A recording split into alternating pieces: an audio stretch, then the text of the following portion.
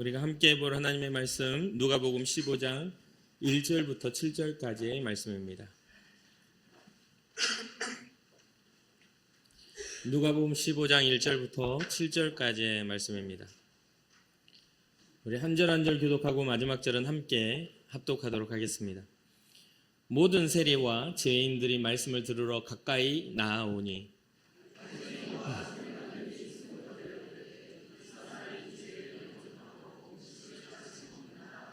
예수께서 그들에게 이 비유로 이르시되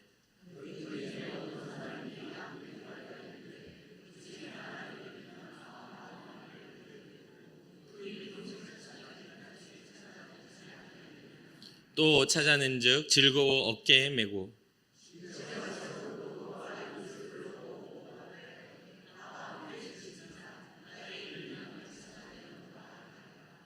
내가 너희에게 이르노니 이와 같이 죄인 한 사람이 회개하면 하늘에서는 회개할 것 없는 의인 99으로 말미암아 기뻐하는 것보다 더하리라. 아멘.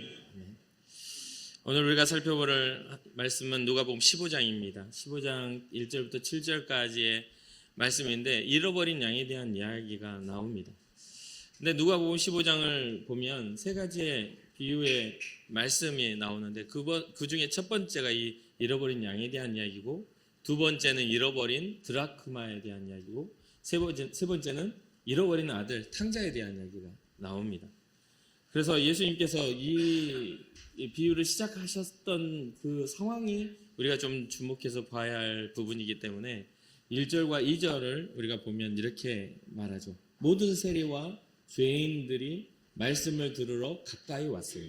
나아오니 바리새인과 서기관들이 수군거려 이르되 이 사람이 죄인을 영접하고 음식을 같이 먹는다 하더라 라고 이렇게 수군수군대는 바리새인과 서기관들 때문에 이 비유의 말씀이 시작이 됩니다. 왜 이 바리새인과 서기관들은 이 수군수군하게 되었을까요? 그것은 바로 이들이 경멸하는, 이들이 싫어하는 세리와 죄인들, 그러니까 하나님 앞에서 이들이 정죄할 수밖에 없는, 유대인들이 바리새인과 서기관이 정죄할 대상들이 주님께로 다가왔기 때문에 그렇습니다. 그리고 그것에는 또 한 가지에 뭐가 있냐면 다가오는 그 사람들을 주님이 막지 않고 있는 것이 불편한 겁니다. 우리가 생각했을 때는 저 사람들하고는 구분되고 싶은데 왜 예수님은 저 사람들하고 같이 저렇게 하고 영접하고 음식을 같이 나누는가, 음식을 같이 먹는가 라고 하는 이런 이들의 생각 속에 자리 잡고 있는 전통과 그들의 어떤 선민사상들이 예수님의 사역을 고깝게 보고 있는 상태인 것이죠. 그것을 예수님이 알게 되시고 또 그런 상황들을 알고 있는 거죠. 그러다 보니까 여기에 대해서 이 바리새인과 서기관들이 듣고 깨달으라고 이야기를 해주고 있는 겁니다. 그래서 이 예수님께서 이 비유로 말씀하시는 것은 너희에게 만약 양 100마리가 있다면 라고 하면서 그들이 어떻게 하게 듣고 생각할 만한 상황들을 이야기해 줍니다. 너희들의 삶에는, 너희들의 재산에는, 너희들의 소유에 양 100마리가 있는데 그중에 한 마리를 잃어버렸다고 치자. 그러면 쉽게 포기할 수 너는 있냐라고 묻는 겁니다. 그 한 마리를 찾으려고 나가지 않을 거냐? 라고 질문을 하시는 거죠. 사실 여기에는 이 바리새인과 서기관들의 대답을 들으려고 하신 건 아닙니다. 듣고 한번 생각해봐. 너희들 같으면 어떻겠어? 라고 하는 것이죠. 그리고 그러한 부분들에 있어서 우리가 살펴봐야 할 개념은 뭐냐면 주님이 말씀하시는 대상이 바리새인과 서기관들 뿐이겠어요? 역설적인 또 반어적인 역설적인 어떤 강조들이 있죠. 이렇게 수근수근 거리는데도 내가 세리와 죄인들을 받아들이고 있는 예수님의 모습들이 얼마나 그들을 배려하고 사랑하고 있는지를 또 보여주는 그런 대목이기도 하잖아요. 수근수근하는 사람들, 여기는 받아들여져서 자신감 없이 자기네들은 죄인이니까 주님께 가까이 오는 것도 좀 위축된 모습으로 오고 있는 그 상황 속에서 이쪽은 아주 자신감 넘치는 부류, 이쪽은 자신감이 없는 부류, 이렇게 다 있는 곳에서 주님이 말씀하시니까, 그러면 예수님의 변론은, 예수님의 비유는 누구를 위한 겁니까? 이 세리와 죄인들을 위한 것이기도 하고 또 한편으로는 교훈은 누구에게? 바리새인과 서기관들에게 교훈하고 있는 거잖아요. 그러니까 이게 양분되어 있지만 주님의 말씀의 방향은 동일하게 역사하고 있다는 거예요. 그러니까 우리는 어느 한 방향을 놓고 누군가에게 들으려고 하는 그런 정도의 수준의 이야기로 이걸 들을 것이 아니라 이 안에 흐르고 있는 아주 본질적인 주님이 말씀하시고자 하는 그 본질적인 것들을 살펴보아야 하는 것이죠. 가끔 사람은 뭔가 뚜렷하게 뭔가 나누고 싶어 하는 경향성이 좀 있습니다. 저는 이제 설교하다가 경향성에 대한 이야기를 자주 하는데 뚜렷하게 나누고 싶은 그런 생각들이 같습니다. 뭔가 좀 더 열심히 하고 뭔가 좀 더 도덕적으로 훌륭한 사람은 열심히 없고 도덕적으로 훌륭하지 못한 사람을 비난하려고 하는 그런 경향성을 지닙니다. 뭔가 더 그런 것들이 있죠. 더 당당해지죠. 그런 경향성이 있지만 지금의 말씀, 주님의 말씀에는 그러한 그들의 경향성을 통칭하여 그들 모두에게 지금 이야기를 해주시는 겁니다. 그래서 잃어버린 양에 대한 비유는 잃어버린 양에 대한 하나님의 마음을 깨달으라. 아버지의 그 목자의 마음을 깨달으라는 것이 이게 굉장히 중요한 것이죠. 그래서 이제 본문에는 아주 간단하게 세 가지의 그런 내용들이 들어있습니다. 첫째는 뭐냐면 잃어버린 양이 등장합니다. 너희 중에 어떤 사람이 양 100마리가 있는데 그 중에 하나를 잃으면 라고 하는 잃어버린 양이 있습니다. 그러면 주님이 예수님께서 이 땅에 오셔서 십자가를 지실 때 잃어버린 양을 찾으러 오신 목자라면 그 잃어버린 양은 누구인가요? 바로 우리 모두가 될 수밖에 없는 것이죠. 우리 모두입니다. 우리는 하나님이 잃어버리셔서 다시 회복하시려고 하는 여러분과 저 개인적인 신앙과 공동체 신앙 안에 포함된 모두는 주님이 회복하시려고 하는 그 잃어버린 양 중 한 명입니다. 그렇기 때문에 그 잃어버린 양이 필요합니다. 99이라는 것은 안전하게 보호받고 있는 그러한 그들은 안전하게 보호받고 있는 그 울타리 안에 또 목자의 어떤 보호 아래에 있는 양들이고요. 거기서 벗어난 잃어버린 양. 잃어버린 양에게는 여러 가지의 상황들이 나타납니다. 바로 모든 세리와 죄인들의 모습도 나타나고 또 바리새인과 서기관과 같은 스스로 옳다 생각하고 스스로 거룩하다 생각하는 그런 거룩함의 그런 어떤 부분도 나타나겠죠. 결국은 우리 모두가 잃어버린 양이라는 그게 중요합니다. 그래야만 우리는 목자의 심정을 이해할 수가 있죠. 하나님의 뜻에 하나님의 관심에는 회복하시려는 의지가 담겨 있습니다. 하나님의 의지는 하나님의 구원이 담겨 있는 것이죠. 그러면서 그 잃어버린 양을 찾으러 갈 때 그 잃어버린 양을 찾은 그 모습이 5절에 등장하죠. 5절에 나오죠. 뭐라고 나옵니까? 또 찾아낸즉 즐거워 어깨에 메고. 이 잃어버린 양을 어깨에 맸다라고 해요. 그 뜻은 무엇입니까? 놓치지 않겠다. 그렇지 않아요. 그냥 양 해가지고 코트에 껴가지고 아니면은 뭐 양 털이라 잡고 이렇게 끌고 뒤에서 쳐가지고 데려갈 수도 있는데 얼마나 기뻤는지 자기 어깨에 메고서 그 99마리 양무리로 온다는 이야기죠. 그리고 자기 집으로 안전한 곳으로 돌아와요. 그리고 6절에 뭐라고 말합니까? 집에 와서 그 벗과 이웃을 불러 모으고 말하되 나와 함께 즐기자. 나의 잃은 양을 찾아 내었노라 하니라. 이 기쁨에 대한 이야기들, 하나님의 마음을 대변하는 예수 그리스도요 십자가의 그 길을 걸으며 잃어버린 인류의 어떤 죄를 해결하고 잃어버린 양을 찾고자 하는 주님의 마음이 담겨 있지 않습니까? 혼자만 좋은 것이 아니라 우리 잃어버린 양을 찾았으니 우리 함께 즐기자. 천국의 잔치가 벌어지는 그런 모습들을 보여주고 있는 것이죠. 그래, 첫 번째 잃어버린 양이 있고 두 번째는 그 양을 찾은 그 목자의 그런 즐거움이 그 담겨 있다고 말해요. 그리고 세 번째는 이 죄인이기 때문에 회개로 얻는 기쁨이 더 크다라고 말하고 있어요. 죄인 한 사람이 회개하며 돌아오는 것, 그것이 하늘나라의 기쁨이다라는 것을 이야기해줘요. 7절입니다. 내가 너에게 이르노니 이와 같이 죄인 한 사람이 회개하면 하늘에서는 회개할 것이 없는 의인 99으로 말미암아 기뻐하는 것보다 더하리라. 회개할 것이 없이 완전하게 또 안전하게 보호받고 있는 99보다 잃어버렸던 그 하나를 찾는 것이 더 기쁨을 준다라고 말해주고 있는 것이죠. 그러니 이 모든 예수님의 비유의 방향은 어디입니까? 세리이건 그리고 죄인이건 바리새인이건 서기관이건 주님 앞에 돌아오는 그때를 하나님이 기뻐하시는 거야. 그러니 나의 사역을, 나의 어떤 모든 그런 복음의 십자가의 모든 어떤 그런 희생적인 사역을 너희들이 선입견을 가지고 그렇게 생각하면 안 돼 라고 가르쳐주고 있는 것이죠.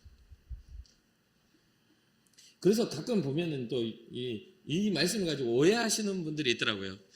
어떤 오해냐면 잃어버린 양을 찾기 위해 99마리 양은 버린 거야? 와가지고 저한테 그렇게 질문하는 분이 꼭 여기서도 계실지 모르겠지만 용기가 없어서 못 물어보고 있는데 또 이렇게 계시는 분들이 있을 수도 있겠습니다만 그런 생각 하시는 분들이 있더라고요. 근데 분명하게 말하지만 하늘에서는 회개할 것 없는 의인 99으로 말미암아 회개할 것이 없다는 것은 이미 하나님이 회복하신 그 99마리의 양들이 아니라 회복되지 않는 그 양에 대한 이 이야기를 하고 있는 겁니다. 이 지금 99명은 이미 하나님의 구원의 섭리 아래 완전하게 보호 아래 있는 것이죠.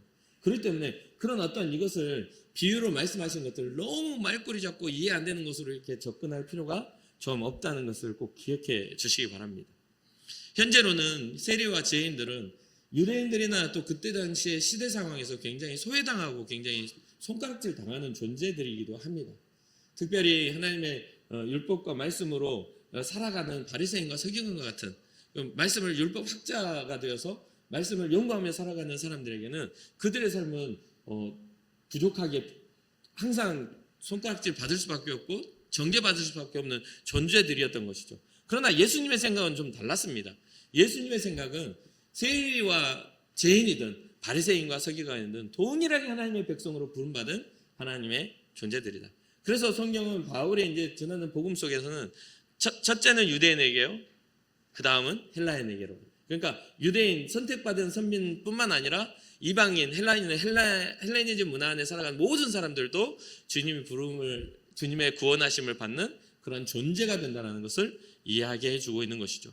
그러니 우리가 잊지 말아야 할 것은 우리가 먼저 예수 믿는 자로서 주님 앞에 구원받았다 할지라도 우리는 누군가를 판단하거나 구원에 대해서 왈가왈부할 그런 어떤 우린 존재는 아니라는 겁니다. 결국 진짜 하나님의 구원은 하나님의 속 안에 있는 것이지 우리가 어떤 상황이나 어떤 사건에 의해서 그가 구원 받았네 안 받았네 이런 이야기는 함부로 해서는 안 되는 이야기죠. 물론 용서받지 못할 흉악한 죄를 짓는 사람들 그러한 어떤 죄에 대하여는 사회적인 법이나 여러 가지의 통념적인 그런 사고 내에서 우리가 그것을 판단하고 멀리하거나 또 그런 것들에 대해서 처벌할 수 있는 기관을 통해서 할 수 있는 것은 사회적인 것은 맞습니다. 그러나 은혜 안에서 우리가 구원에 대한 이야기를 하고 하나님 앞에서 용서받는 것에 대한 이야기할 때는 우리의 감정이나 우리의 생각에 의해서 구원을 받거나 용서가 되는 게 아니라는 것이죠. 그것은 하나님의 영역이요 하나님 우리에게 허락하신 예수 그리스도의 십자가로는 용서하지 못할 죄가 없다는 것을 우리는 잊지 말아야 될 것입니다. CBS 성서학당에서 많이 알려진 포이에마 교회 신우임 목사님이 이 본문에 대해서 이 비유에 대해서 이렇게 말씀하신 내용이 있습니다. 이 비유의 주인공은 길을 잃은 양이 아니라 길을 잃어버린 양을 포기하지 않고 끝까지 찾아 나선 목자가 주인공이다. 우리는 복음을 받아들일 때 주님의 복음이 내게 일하셔서 나를 구원하시기 때문에 꼭 내가 주인공인 것처럼 착각하는 경향성이 또 있습니다. 내가 주님 앞에서 주님이 나를 위해 존재하는 존재인 것처럼 이렇게 생각을 해요. 그런데 이 예수님의 사역과 말씀 속에서는 절대로 주권이 이 사람에게 있지 않습니다. 성경 한번 잘 보세요. 이 구원의 어떤 주체성이 사람의 행위나 믿음에 있지 않습니다. 주님의 부르심과 용서에 있어요. 그러니까 이 신앙의 주체성은 하나님께 있다는 것을 우리는 잊지 말아야 돼요. 자꾸만 예수님이 존재하는 이유와 목적이 우리를 구원하시고 복을 주시려고 기복신앙 우리가 죄를 지었어도 용서받고 뭔가 이렇게 세상을 살 때도 잘 되고 막 이런 어떤 기복신앙으로 주님을 이해하고 거기서 한정을 지어놓는데 그리고 그렇게 생각하고 기도도 합니다. 그래서 기도의 어떤 내용들이나 이런 것들이 다 자기 손을 이야기하는 내용들이 굉장히 많아요. 그래서 건강이 없으면 건강에 대한 기도가 전부고 물질이 없으면 물질에 대한 전부가 돼 있고 뭐 직장이 없으면 직장이 잘 되는 게 뭐 이렇게 되고 또 어떻습니까? 관계가 깨지면 나를 관계가 힘들게 하는 사람은 그 사람이 원수여서 어떻게 하나님이 해줬으면 좋겠고 뭐 이런 어떤 것들이 전부 그런 기도의 제목이지 않습니까? 그래서 어떤 가정 내에서나 기도의 모든 것들이 다 나중심적인 그 기도들을 하고 있어요. 그런데 우리는 이거 조금 바꿔야 돼요. 어떤 것이냐면 하나님의 뜻이 무엇인지를 묻는 기도가 우리에게 기도가 되어야 합니다. 그 다음에 간구가 따라가는 거예요. 내가 하나님의 뜻을 이해하는 자로서 하나님 앞에 부름받은 자로서 그 하나님의 자녀로서 부르심을 받은 그 이후에 주님 앞에 관계를 형성하고 뭔가 요청을 해야 되는데 이 관계가 굉장히 기복적인 어떤 그런 신앙으로 하다 보니까 주님과 관계가 깊지 않은데도 자꾸만 주님은 나를 구원하실 분이고 내 어려움을 해결해 주실 분이고 또 뭐 내가 생각하고 내가 바라는 것들에 대해서 앞서가시며 일하시는 분이라고 생각하는 경향이 있단 말이죠. 그런데 여러분 주변을 잘 둘러보십시오. 여러분보다 더 잘 살고 더 평안하게 살고 더 재밌게 사는 사람들이 예수 믿는 사람들입니까? 그렇지 않잖아요. 오히려 지금 현재 교회를 떠나 뭐 이렇게 평일 정말 토요일부터 요즘에는 금요일도 일찍 끝나면 2박 3일씩 놀러도 가가지고 노는 게 훨씬 더 즐겁지 않겠습니까? 평생을 뭔가 이 시간을 주님 앞에 나와 예배하는 것 자체가 사명이고 신앙이라고 하고 여기 앉아있는 것보다 여러분 뭐 교회에서 뭐 봄나들이 뭐 가을나들이 하기 전에 여러분들이 나들이 가면 되는 거잖아요. 그렇잖아요. 그런데 왜 그렇습니까? 여기 안에 우리가 뭐예요? 이 안에 우리의 삶의 정체성, 우리가 살아가는 삶의 이유들을 이 안에서 발견하기 때문에 그렇습니다. 우리는 잃어버린 양 중에 주님 앞에 부름받은 양이기 때문에 그래요. 그 가치를 알게 되었고 하나님 나라의 소망을 알게 되었으니까 세상의 즐거움보다 이 하나님 앞에 예배하는 이 시간이 더 가치 있다고 여기는 사람들이기 때문에 이 자리에 있는 거잖아요. 근데 왜 우리의 기도는 항상 세상 가치를 가진 사람과 비슷하게 계속 기도를 하고 있냐 이 말이에요. 이것에 대한 괴리를 우리가 해결할 때 우리는 신앙적 성숙이 일어날 수 있다는 것을 잊지 말아야 됩니다.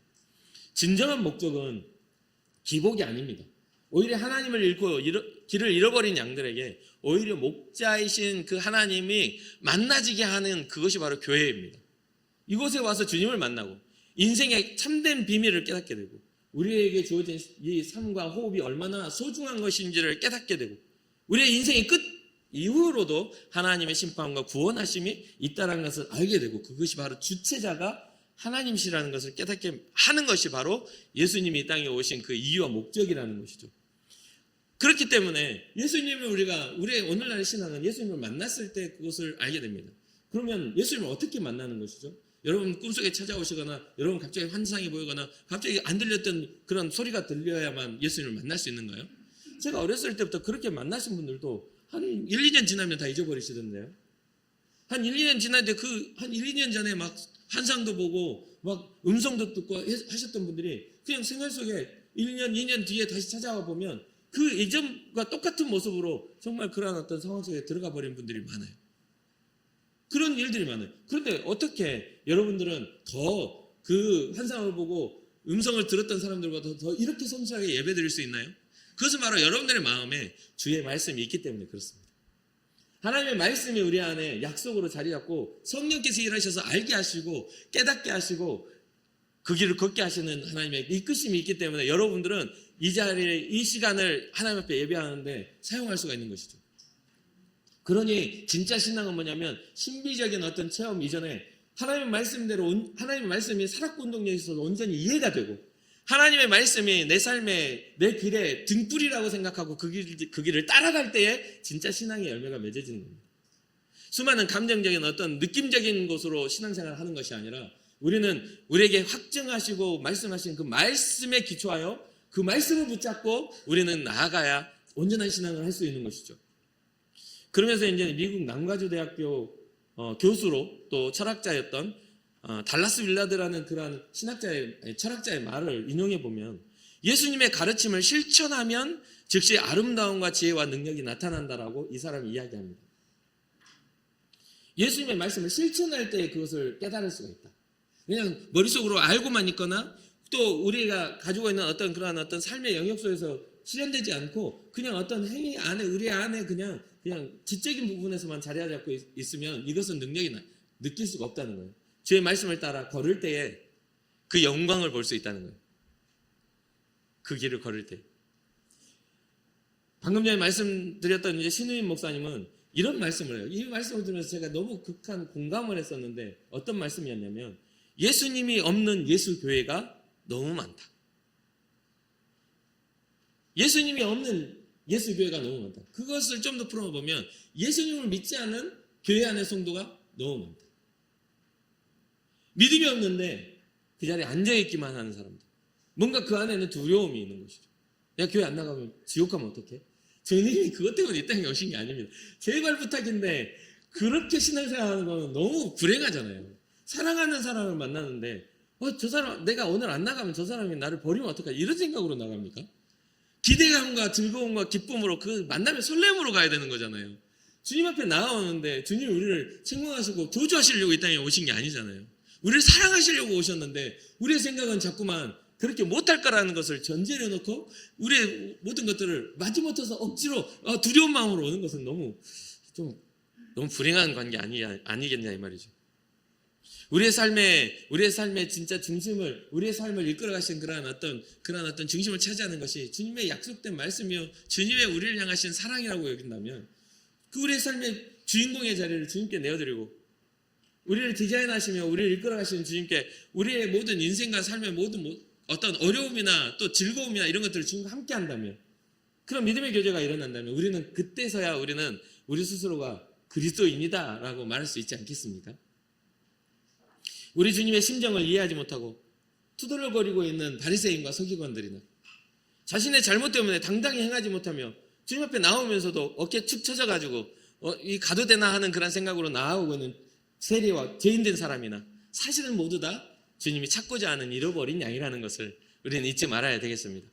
그래 사랑하는 성도 여러분, 우리 안에 자리 잡고 있는 선민의식이나 우리 안에 자리 잡고 있는 잘못된 어떤 상대를 하려는 마음들을 내려놓고 우리 주님을 바라봤으면 좋겠어요.